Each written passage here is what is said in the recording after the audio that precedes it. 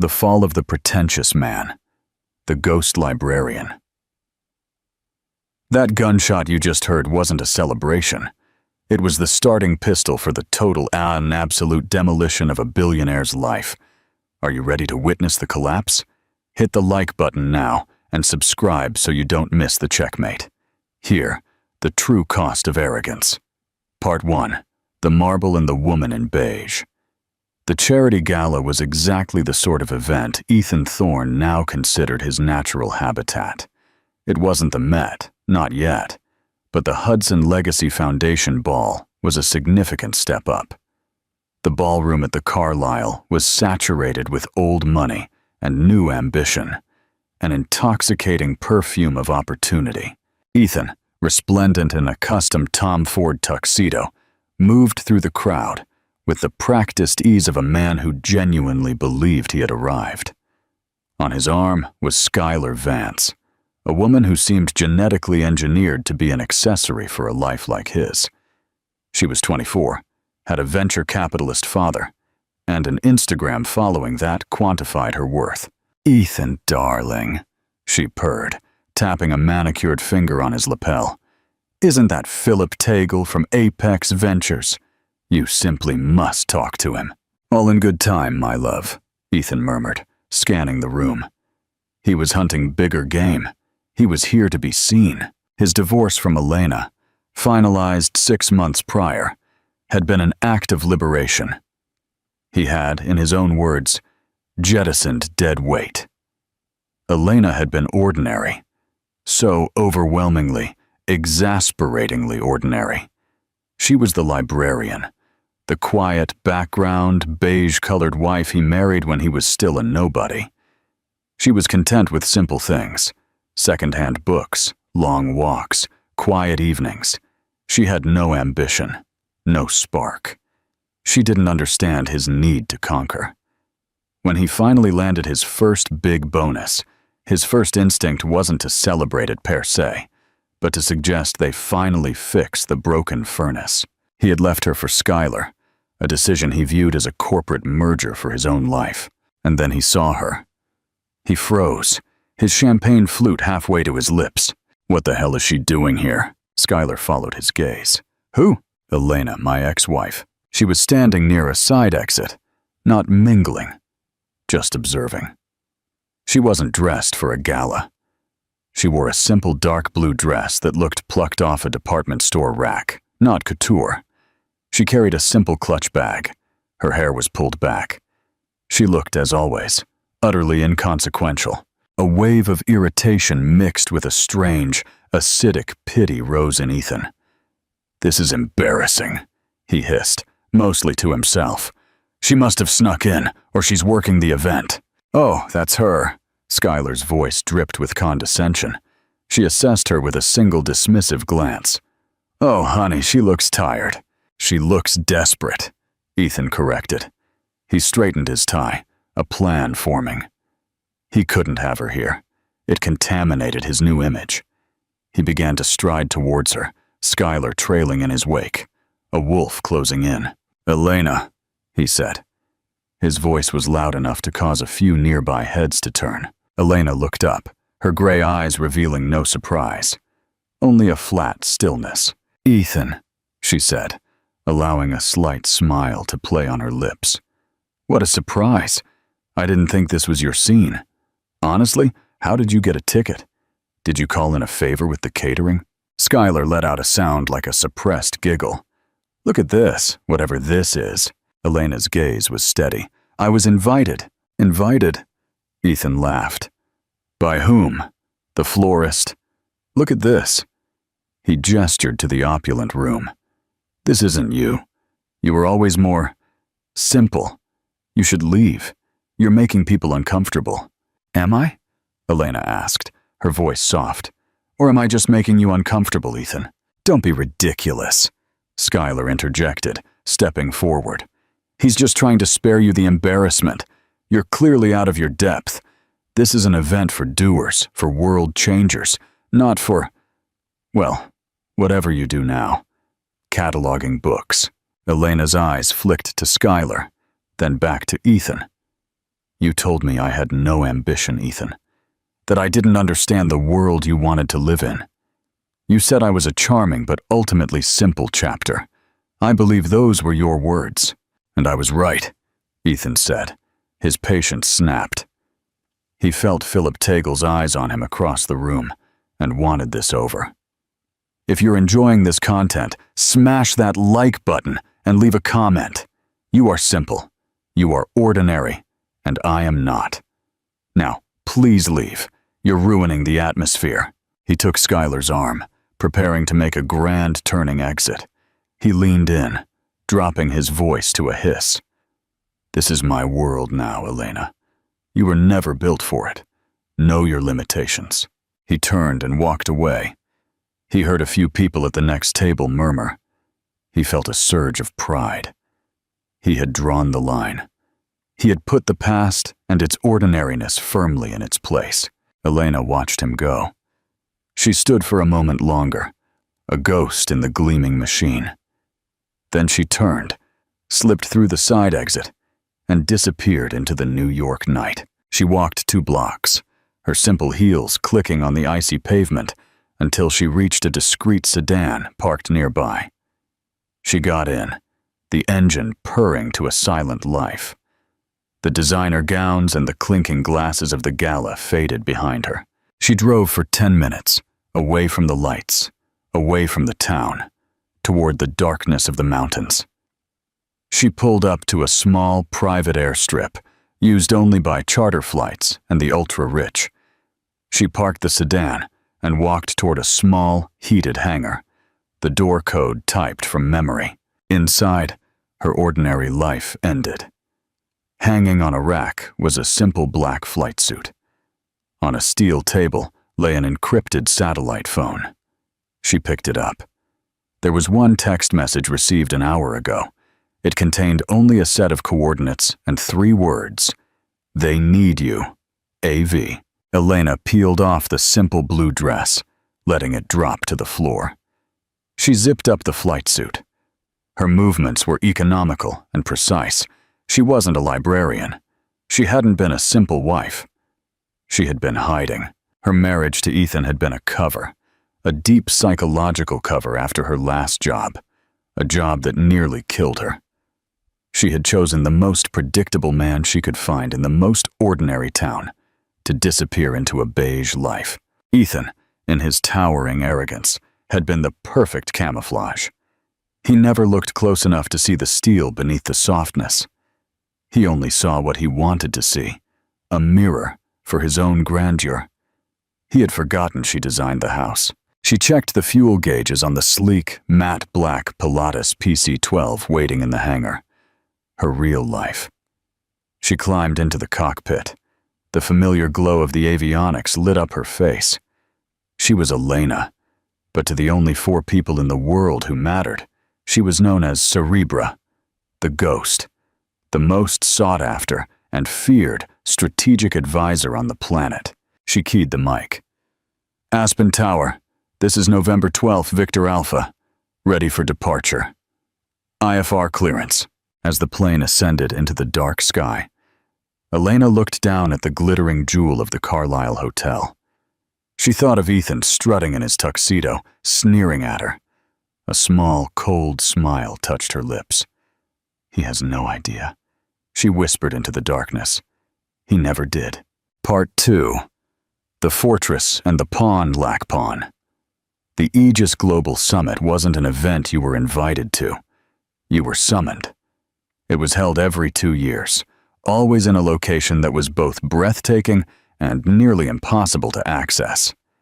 This year, it was the Summit Fortress, a hyper-futuristic compound built into a private mountain peak in the most remote part of the Wyoming Rockies. It was inaccessible by road. The only way in or out was by air. This wasn't Davos. Davos was for politicians and celebrities. Aegis was for the people who owned the politicians and celebrities. It was a gathering of the 0.01%, the reclusive titans who moved global markets with a single phone call. And this year, the summit was a war room. Alexander Alex Vance, the AV from the text, was in trouble.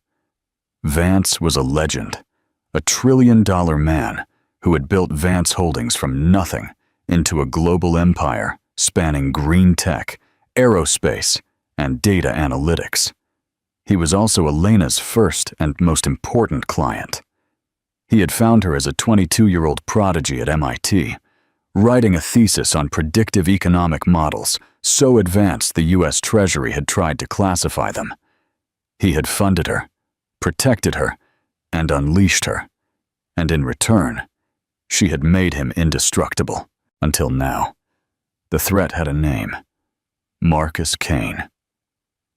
Kane was new money, but brutal. He was a corporate raider who didn't just buy companies, he dismembered them. He saw Vance Holdings not as a legacy, but as a carcass to be stripped. He had spent the last year launching a catastrophic, high-speed, hostile takeover using algorithmic trading, media manipulation, and political sabotage. And according to Alex's latest frantic message, Kane was winning. Elena's Pilatus sliced through the sub-zero air. She wasn't headed to the summit. Not yet. She landed at a private airstrip 100 miles south of the summit fortress. A black armored Mercedes Maybach waited on the tarmac, engine running. Her ordinary life was a distant, comical memory. The blue dress, Ethan's smug, punchable face. It was the life of a character she had played. Now she was back in her own skin. She spent the 90-minute drive in the back of the Maybach, which was a mobile command center. Screens flickered, showing real-time data streams from Vance's company. She absorbed everything: stock fluctuations, encrypted board communications, derivatives, swaps. Her mind was a high-speed processor sorting, analyzing, and finding the pattern. "He's not just attacking the stock, Alex," she said, her voice crisp. The satellite call was secure. "He's attacking your supply chain." Alex's voice, usually a calm baritone, was frayed. "Elena, he's choking us. He bought out 2 of our key microchip suppliers. He bribed the port commissioner in Houston, my Aquila 7 satellite, the one that secures the next decade of my company. It's grounded. If I can't launch it in 72 hours, I lose the launch window and the government contract. The stock will collapse. He'll walk away with the company for pennies." "Marcus is a brute, Alex. He uses a hammer," Elena said, her eyes scanning lines of code. "He thinks you're going to panic." "I am panicking, Elena. That's why you're here." "No, you're rattled," she corrected. "Panic is what he'll be doing shortly. He's at the summit fortress, correct?" "Yes, bragging about his victory. He's holding court. He's even hired Ethan Thorne." Elena's fingers paused on the keyboard. "Who?" "Ethan Thorne, your ex-husband. He's a mid-level analyst at BlackRock, but he's been trying to get Kane's attention for months. Apparently, he fed Kane some low-level intel on one of our subsidiaries. Kane, as a final insult, hired him last week. He's at the summit fortress as part of Kane's delegation. A trophy. A way to mock me. And, well, I'm sorry, Elena." Elena was silent. The sheer, predictable stupidity of the man. Ethan trying to swim with sharks, oblivious that he was the bait. He thought he had arrived. He was just a pawn, a final petty gesture by Kane. "He's irrelevant," Elena said, and she meant it. "Ethan is a rounding error, a distraction. Forget him. Focus on the problem. You need a launch. Marcus is blocking the ports. It's impossible, Elena. We're trapped." "Nothing," Elena said, narrowing her eyes as she found the flaw in Kane's plan, "is impossible. You just lack the proper leverage. The Aquila 7 is in its hangar in Mojave, correct?" "Yes, but the guidance system, the chips, are stuck in Houston." "Forget the Houston chips," Elena said. "They are a lost cause. Let Kane keep them. We are going to use the Talon system instead." There was a sharp intake of breath on the other end of the line. "Elena, Talon is..." It's not ready. It's experimental. It's not even ours. It belongs to Räikkönen Dynamics, Elena finished. And Kimi Räikkönen is at the Summit Fortress right now, trying to raise funding for her Mars project. He's allergic to people, hates summits, and is probably hiding in his room. You are going to him. You are not going to offer him cash. You are going to offer him a 10% stake in Vance Aerospace and full access to your Aquila launch data for his Mars project. A 10% stake, that's billions, and losing your company is trillions, Elena snapped. Subscribe to the channel right now if you want to see how this checkmate plays out. He will have the Talon guidance system on a plane tonight. I will handle the logistics to get it to Mojave and integrate it. We launch in 48 hours. Marcus Kane will wake up, read the news, and find his entire strategy worthless. He'll be holding a bag of useless microchips he paid a fortune for. Alex was silent. The sound of his breathing was all that was on the line. God, Elena, that's why it's you. Can you come to the Summit Fortress? I need you. I need to show them, all of them, that I'm not finished. Elena looked out the window. The Maybach was pulling into a private, fortified compound. This was her base of operations, where she would wage war. I'll be there, she said. But not yet. I have to secure the asset. You go make the deal with Räikkönen. I'll make the calls to Mojave. When I arrive, Alex, I want it public. I want everyone to see me. Understood, Alex said, a new strength in his voice. They won't know what hit them. No, Elena countered, hanging up the call. They won't. Part 3. The crash of Ethan, the grand terrace at the summit at Fortress, was an engineering miracle. A massive, cantilevered slab of white marble and reinforced glass. It jutted out over a 4,000-foot drop. The air was thin, cold, and crackled with the energy of unimaginable wealth. Ethan Thorne felt like he could fly. He held a glass of 30-year-old Macallan, the amber liquid glowing in the late afternoon sun. He was in, not just in, but in the inner circle. He'd been at the Summit Fortress for 2 days, and it had already changed his life. Marcus Kane, his new boss, held court by the huge centralized sculpture. Kane was a physical man, built like a retired linebacker with a voice that boomed across the terrace. He laughed, clapped men on the back, the picture of a conquering hero. And Ethan was his new lieutenant. "Thorne, get over here!" Kane shouted, beckoning. Ethan practically leaped, his chest swelling. Skylar, who had of course come with him, was by the railing, casually taking a selfie with a Dubai prince in the background. "Yes, Mr. Kane. Tell these old fools what you told me." Kane chuckled, slinging a heavy arm over Ethan's shoulders. "About the Vance corporate culture. The dead weight, the rot." Ethan, high on the attention, launched into the same pitch he'd given Kane in his first interview. "It's a company built on a fossilized legacy, Mr. Kane. Stagnant, no innovation. Alex Vance is a dinosaur held up by reputation. He's surrounded by yes-men. He lost his edge years ago." "See?" Kane roared to the cluster of rival CEOs. "The rot is internal. When I take over, the first thing I'm doing is firing half the board and liquidating the aerospace division. It's a vanity project, a money pit." Some of the men nodded, eager to agree with the new alpha predator. Ethan felt a chill. He was shaping the conversation. He, Ethan Thorne, was providing the intellectual justification for the biggest takeover of the decade. And, Ethan added, feeling bold, his weakness has been personal. He's isolated. No family, no real connections. He's a lonely man on a collapsing throne. "Well said, Thorne, well said." Kane drained his glass. "A lonely man, I like that." Across the terrace, Alex Vance observed this display. He sat alone at a small table, sipping coffee. He looked exactly as Ethan had described, a dinosaur, isolated, defeated. The other summit attendees gave him a wide berth, as if his failure was contagious. Vance's phone buzzed. A text from Elena. Raikkonen agreed. Tylon is airborne.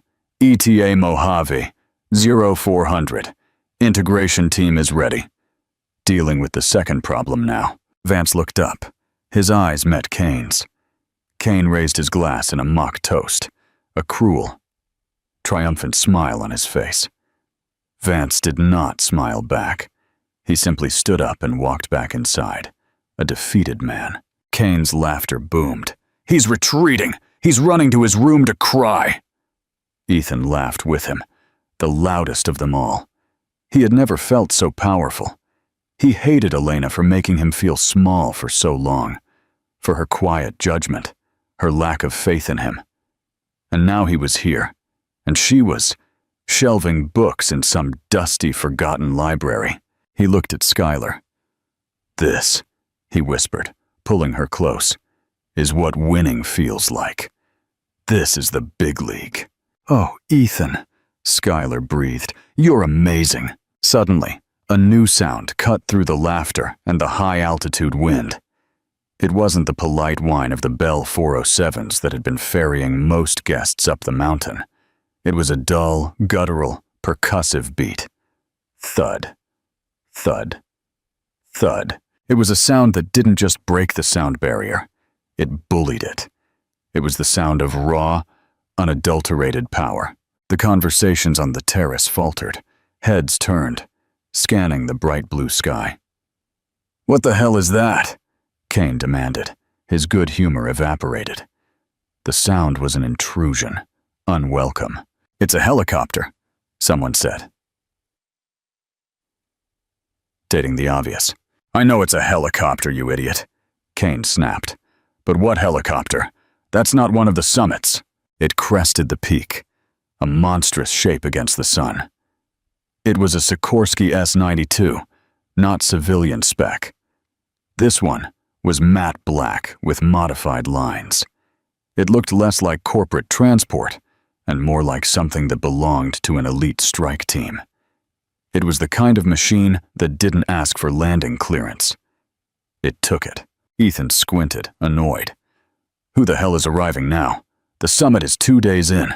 It's bad taste to arrive this late. The Sikorsky didn't aim for the main helipad.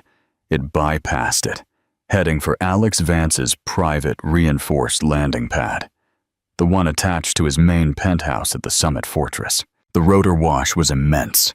It blasted the terrace, sending napkins flying and champagne flutes rattling.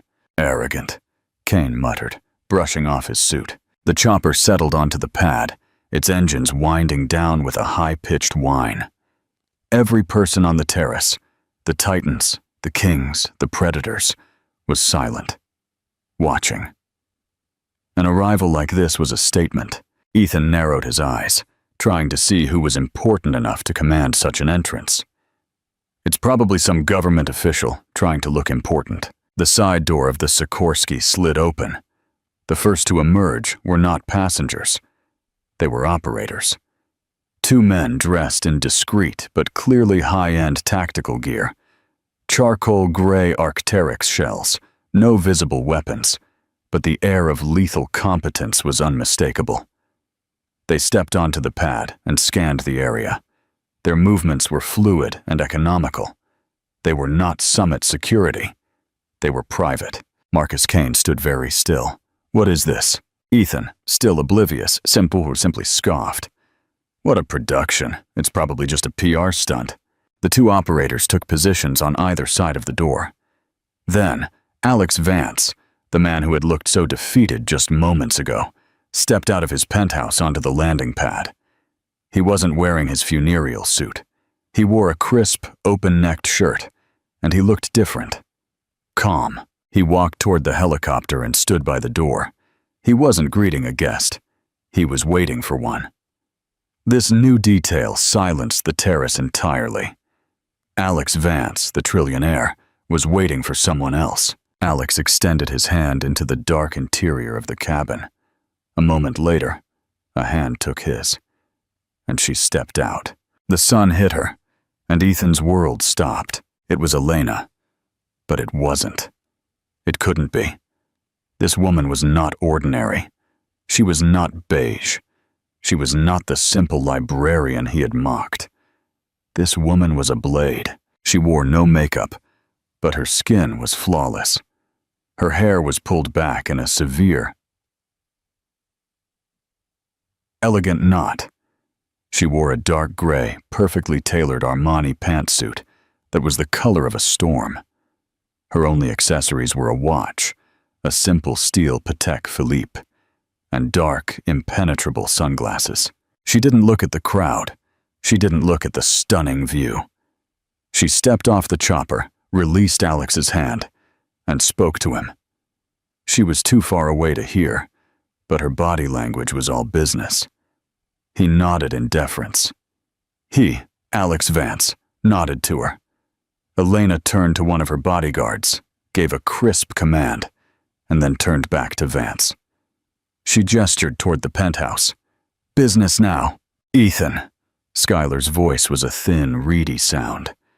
"Ethan? Who is that?" Ethan couldn't speak. His throat had closed up.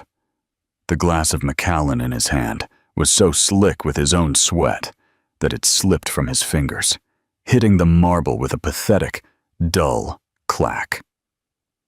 It didn't break. It just rolled, spilling 30-year-old scotch at his feet. His entire brain was a blue screen of death. "Error. Cannot compute." "That is," whispered the man next to him, a rival CEO. "My God, is that Cerebra?" "Cerebra?" another asked. "The ghost? I've only heard rumors. They say she's not a person, she's a concept. They say she engineered the bailout of the EU's Project Sunrise. They say she's the only person the new Chinese premier will take a call from." Marcus Kane was no longer smiling. His face had gone chalk white. He knew the name. Everyone at this level knew the name. They thought she was a myth, a legend created by Vance to intimidate his rivals. They were wrong. Elena and Vance turned to walk inside and paused for a split second. She turned her head, sunglasses still on, and scanned the terrace. It wasn't a look. It was a target acquisition sweep. Her head swiveled past Ethan. Her eyes, hidden behind the dark lenses, did not stop. They did not register his existence. He was nothing. A tree, a rock, a piece of furniture. To her, he was just part of the background. In that single half-second of disregard, Ethan Thorne experienced a humiliation so profound, so complete, that it emptied him. His public sneering at the Carlisle Gala, his "know your limitations" speech, his condescending pity, his new life, his new fiancé, his new master of the universe status.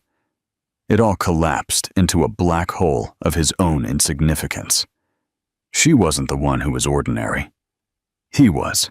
Elena turned, and with Alex Vance following half a step behind her, she stepped off the helipad and disappeared into the penthouse.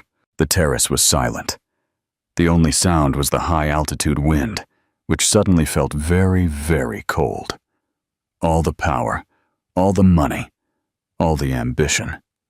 It had just shifted. It had tilted on its axis, and now it all pointed toward the woman who had just arrived. Skylar was staring at Ethan, but not with love, with mounting horror and contempt. "You!" she whispered, her voice laced with venom. "You idiot! You told me she was a nobody!" Ethan opened his mouth. No sound came out.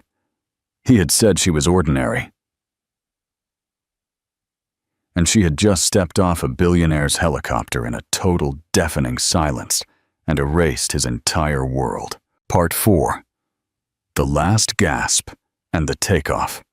The penthouse was a fortress of glass and steel, silent and isolated from the world. The living room wasn't a living room. It was a command center. Holographic displays, data streams, and encrypted communications arrays lined the walls. Elena didn't pause. She pulled off her suit jacket, tossing it onto a chair. "Report!" Alex and his two top aides, who had been waiting in a state of near panic, snapped to attention. "Elena," Alex started. "This is Marcus and Chen. They have the latest. Tylon is integrated.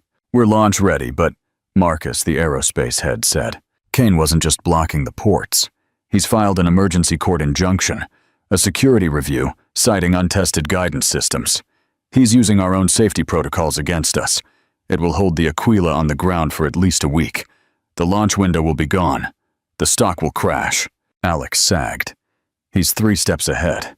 He knew we'd try something." Elena held up a hand. "He is not 3 steps ahead. He is 1 step ahead. And he is sloppy. He used a hammer again." She walked to the main communications panel. "Who is the commissioner he bought?" "Javier Lynch, head of the Western Range Oversight Committee," said Chen. "The legal counsel," his voice shaking. Elena's fingers flew over a keyboard. She wasn't hacking. She was simply accessing. "Javier Lynch, married, 2 kids, a $1.2 million mortgage on a $400,000 salary, a boat at the marina, a daughter at Harvard. He's dirty. We know, Alex, frustrating. But we can't prove it in time." "We don't need to prove it," Elena said. She stopped typing. There was a file on her screen. "Lynch's daughter's tuition. It's not paid by Lynch. It's paid by a blind trust. The Argos Fund established 3 months ago." "Kane's bribe fund," Alex breathed. "Exactly. Chen, you're a lawyer. You are calling Lynch right now.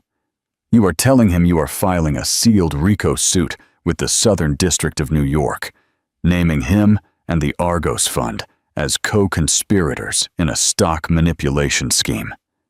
You are telling him you have full auditable proof of the fund paying his daughter's tuition.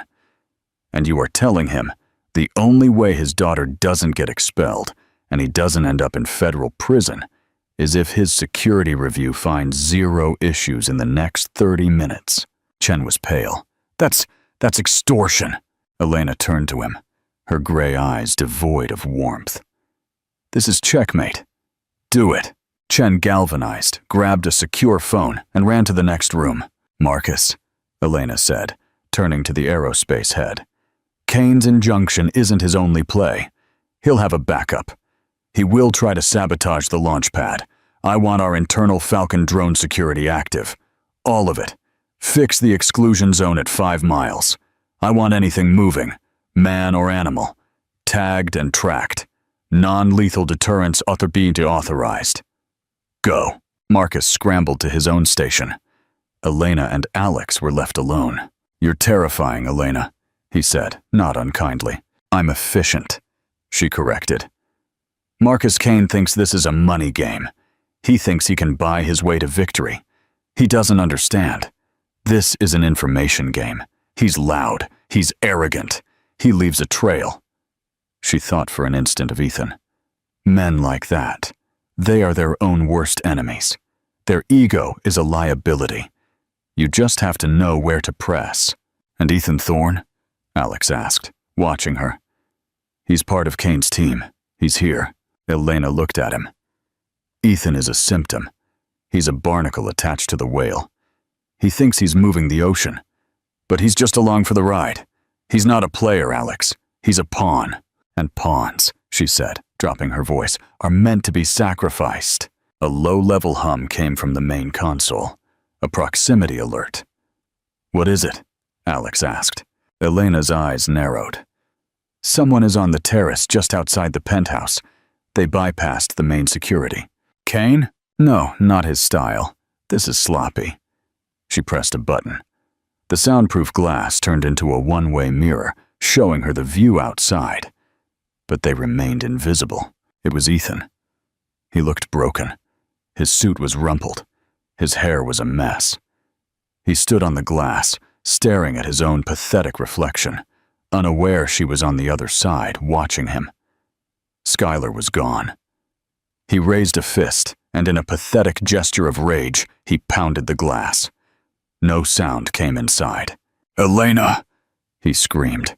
his voice a dull, distant wail against the triple-pane, impact-proof glass. "Elena, I know you're there. You made me look like a fool." He dropped to his knees. "How could you? How? What are you? You were my wife. You were ordinary. You were mine." Alex looked at Elena, his face full of pity and distaste. "Do you want him removed?" Elena watched her ex-husband, the man who had mocked her for his own sport, sobbing on his knees. She felt nothing. No anger, no pity, not even satisfaction. It was like watching a documentary about a particularly uninteresting species of insect. "No," she said. Her voice flat. "He is irrelevant. He will leave when he gets cold." She turned away from the window, back to the data streams. "Chen's call should be done. We have a satellite to launch." Part 5. The epilogue of arrogance. The news broke at 5:00 a.m., just as the sun was beginning to touch the peaks.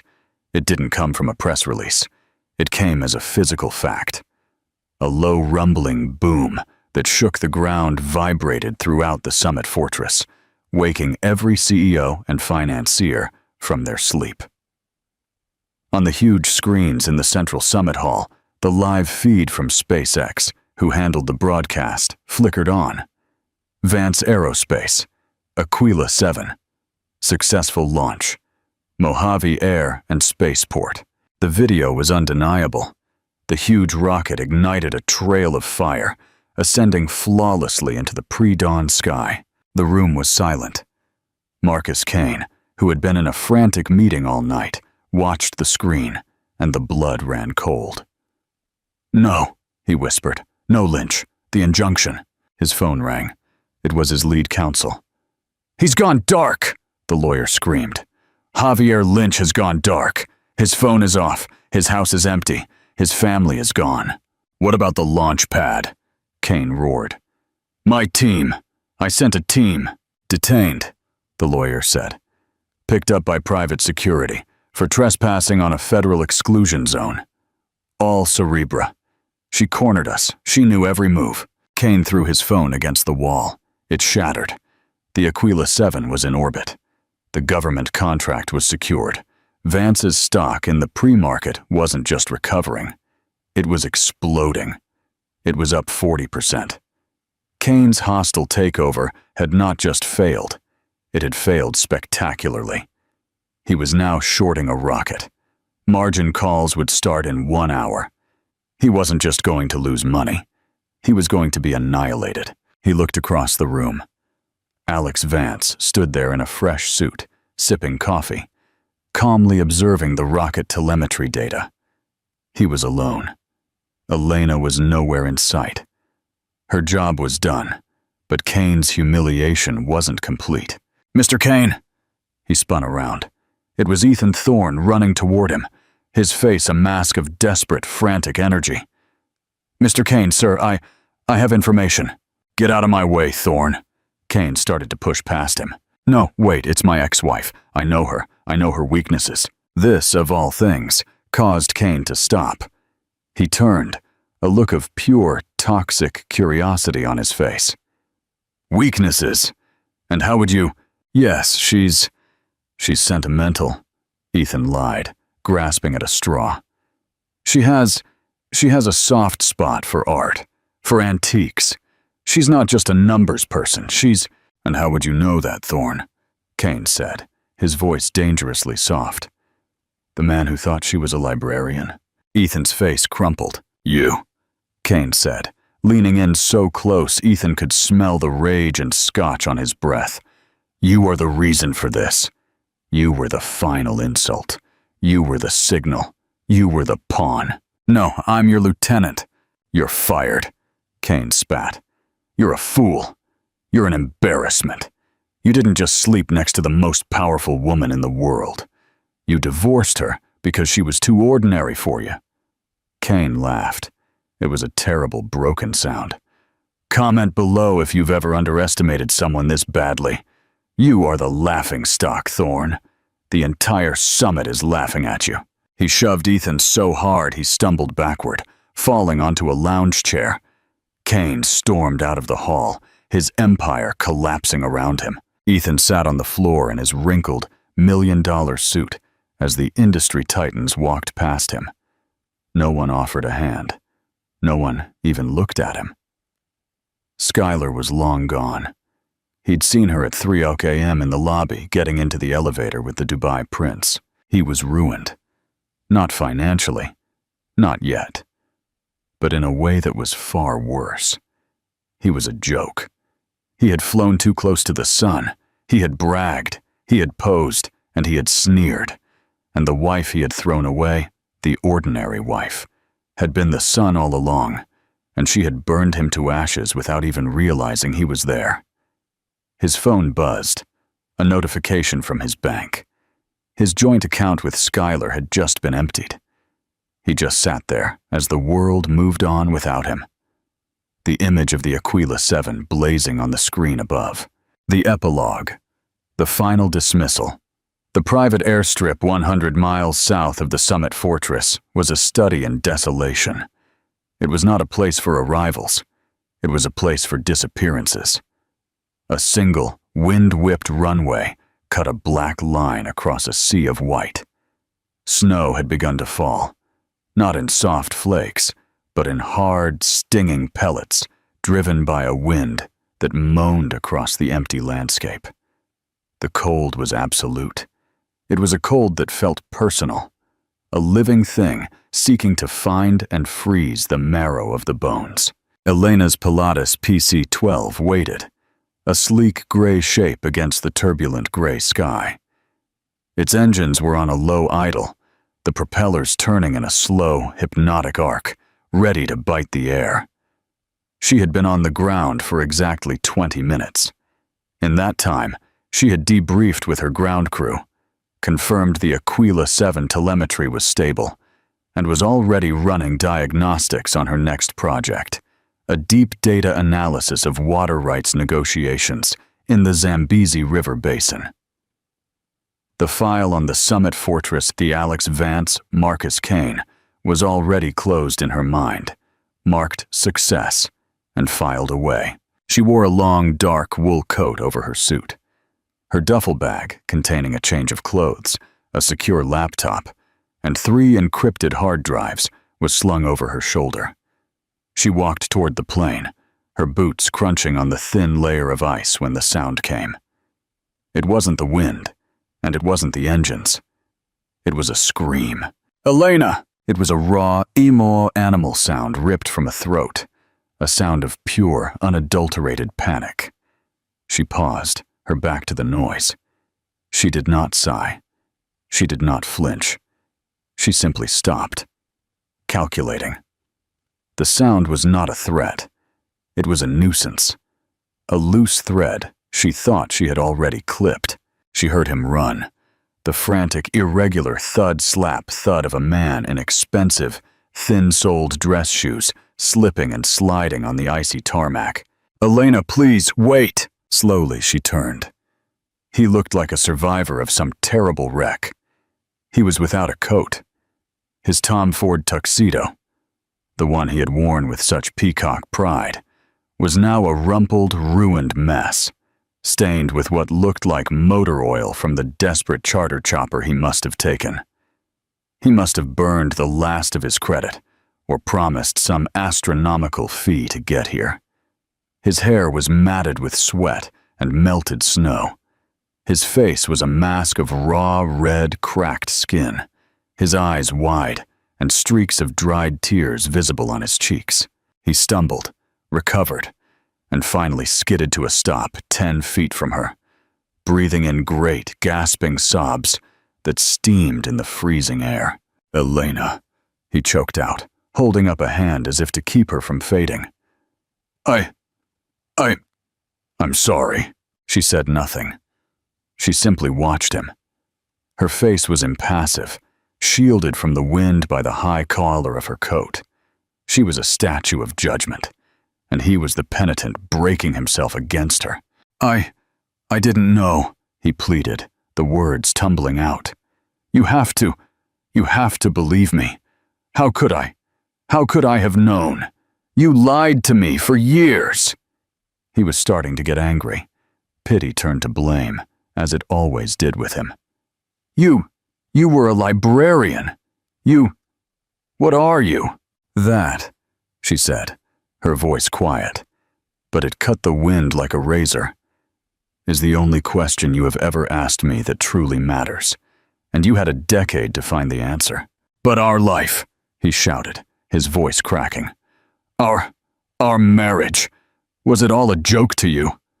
All those years, the house, the dinners, the us, were you just laughing at me?" Elena allowed a cold, clinical thought to surface. She analyzed him.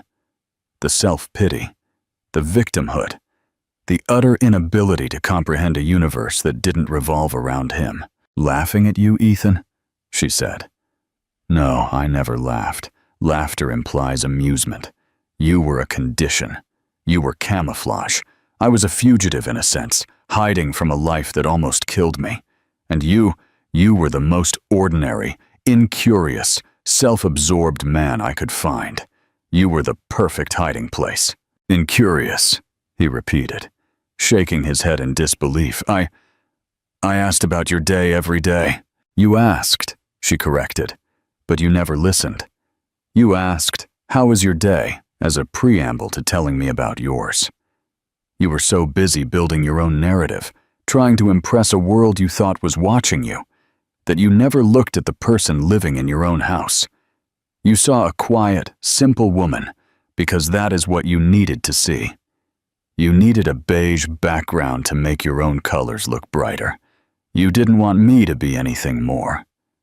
She let that hang in the air. He was shivering, but not just from the cold. "So what?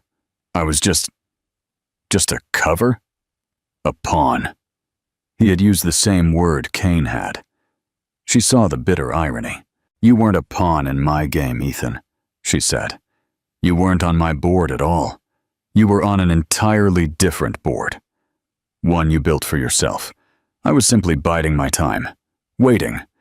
You mistook the chrysalis for the butterfly. But, he was desperate now. The reality of his own insignificance was crashing into him. I can change. I see you now. I understand. I can be useful to you." He took a step forward, hands outstretched. I'm good with people. I'm good at strategy.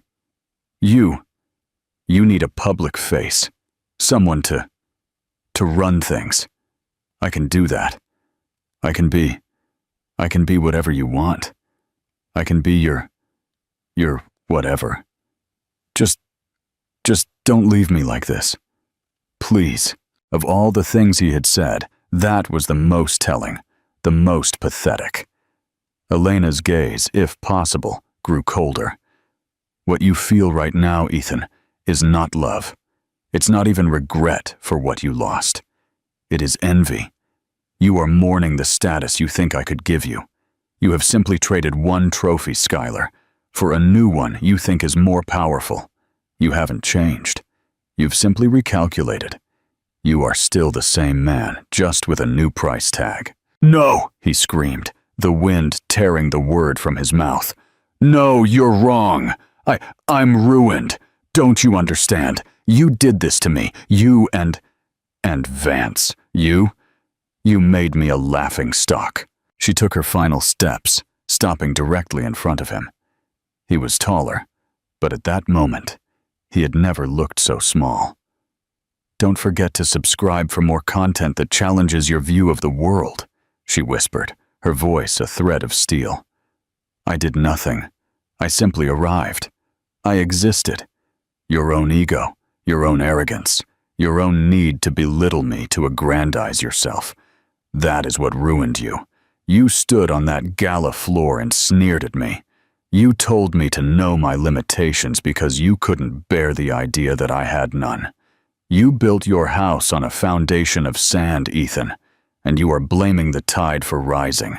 You are not a laughingstock because of me. You are a laughingstock because you are one." He had no response. He simply stared, mouth agape, as the truth of her words, the final brutal clinical assessment, hit him. She held his gaze for one more second. Then she turned her back and walked the remaining steps to her aircraft. "Elena, no, no!" he cried out, a sound of pure, childlike desperation. "Don't do it! Don't leave! You can't just leave me here!" She did not stop. She climbed the steps, her movements fluid and unhurried. She reached the top, gave a single nod to the pilot visible in the cockpit, and stepped inside. The heavy door began to hiss shut. Ethan, in one final, desperate lunge, ran forward, hands outstretched. "Elena!" The door sealed with a solid, final thunk. It was a sound of absolute finality, the sound of a vault closing. Ethan pounded the metal with his ungloved fists, slamming against the cold fuselage. "No, let me in! Elena, come back!" He might as well have been pounding a mountain. The engines, which had been on a low idle, suddenly surged in pitch, screaming louder. The propellers became a blur. Then, a transparent-looking disc. A burst of prop wash. A hurricane of ice and snow blasted from the engines, hitting Ethan with the force of a physical blow. He was thrown backward, stumbling, shielding his face as the icy shrapnel cut his exposed skin. He fell, landing hard on his back on the icy runway. Through the blinding whiteout, he watched, prostrate and pathetic, as the Pilatus taxied, turned its nose into the wind, and without a moment of hesitation, accelerated down the runway. It took off with an impossible power and grace, ascending at a steep, aggressive angle, disappearing into the heavy gray clouds in seconds. And then silence. The engine roar faded, instantly replaced by the high, thin, lonely moan of the wind. Ethan Thorne lay on the runway, the snow beginning to fall on him again, settling on his ruined suit and his unseeing eyes. He was left alone in the cold, with nothing but the crushing, absolute, inescapable weight of his own ordinariness. Conclusion and final call to action. The epilogue of consequence. In the end, this was never a story of revenge. Revenge would have required Elena to care. This was a story of consequence. Ethan Thorne built his entire world on the idea of image, of belittling others to feel tall. He thought the ultimate flex was his new fiancée, his new boss, and his new life. But he forgot the most important rule. The quietest person in the room is often the most powerful. He sneered at her as ordinary, failing to realize he was the only one who couldn't see the truth. She didn't need to defeat him. She only needed to be herself. And in the end, her silence was louder and more devastating than any of his bluster. What are your thoughts on Elena's story? What do you think Ethan does next? If you enjoyed this story, hit like and share this video with someone who appreciates a story of quiet power, and subscribe for more stories where the ordinary turns out to be anything but.